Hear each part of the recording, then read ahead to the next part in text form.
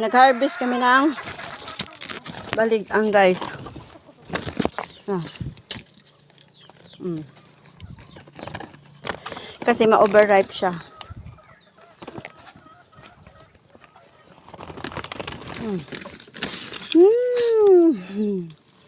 Diba? Sino may gusto, pumunta lang dito pag umakyat sila. Kawawa ang mag-akyat. Yum.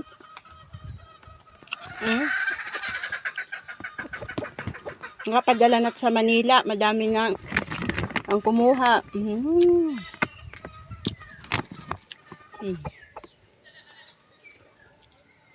Madami pa rin natira sa taas. Kami. Pag na-overripe na siya kasi may uod na. Ganito siya guys ang laman nun. Yan. Ito tama lang to pag overripe na siya, may itim. Kaya matamis ito.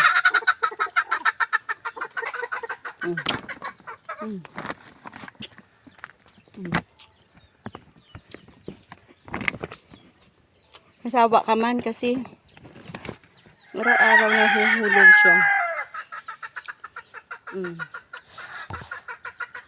Ang dami na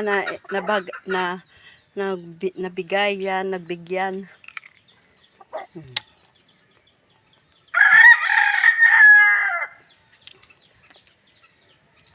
Ganito siya guys.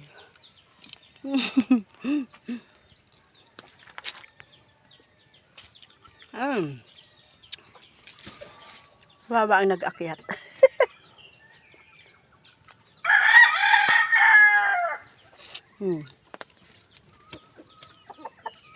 Babay na.